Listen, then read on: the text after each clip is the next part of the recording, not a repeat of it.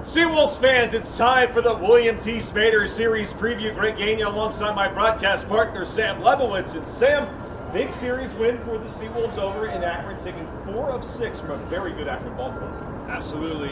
Seawolves taking 4 straight right there in the middle. They dropped the beginnings game, they dropped the end game, almost had that end game too. Almost made a comeback late in the ball game there, but fell in a walk-off. But those middle 4 games, Seawolves really excellent, playing really, really well. A couple of exciting late comebacks in those games. Going ahead in the 8th inning, 2 straight nights on Friday and Saturday. Good pitching still. Bullpen has still been very, very solid for the Seawolves thus far. And the clutch hitting came around in that. Yeah, I think clutch hitting was really the key to that series, and it was good to see because those were some of the hits that Erie was not picking up during the Binghamton series necessarily, and they really showed a latent ability to come back to games. Yeah, absolutely, and it was really the bottom part of the order that was doing a lot of the damage late in those games too.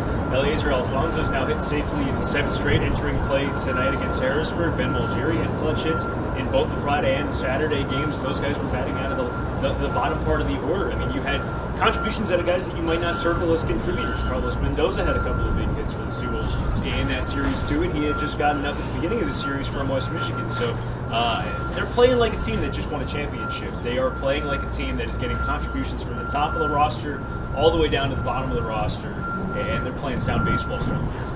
Taking a look at this Harrisburg club, Erie saw them at the beginning of the season, took 2 of 3. Neither team really had their footing going in that series.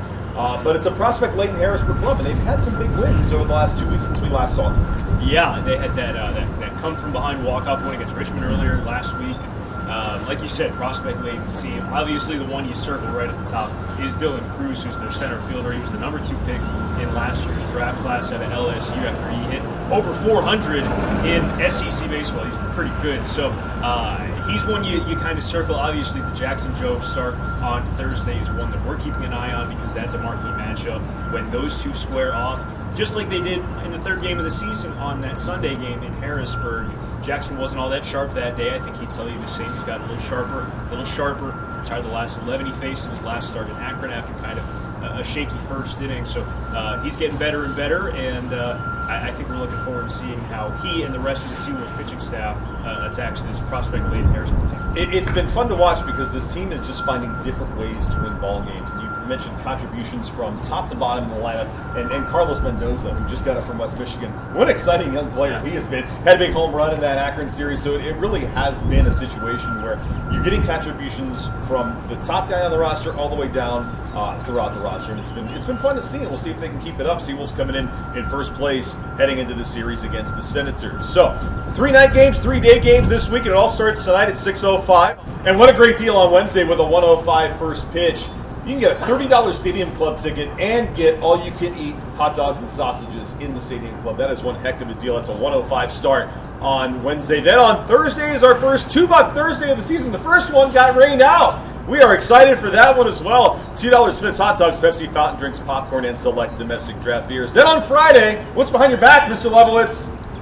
Pull the right one. It's hat giveaway on Friday night. Trucker caps. Champs Trucker caps. For the first one, this is a heck of an item here. It's the first 1,000 fans on Friday night. That's a 6:05 first pitch. Then on Saturday, 1:35 first pitch. What else is behind your back? Champs flags. Let's unfurl this baby. Oh.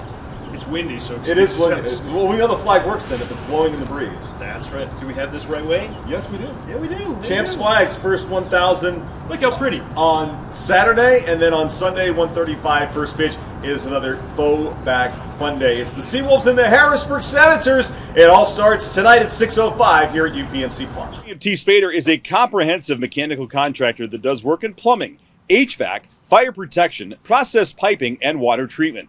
They do 24/7 service and repair for both commercial establishments and residential homes. Head on over to WMTSpader.com for more information.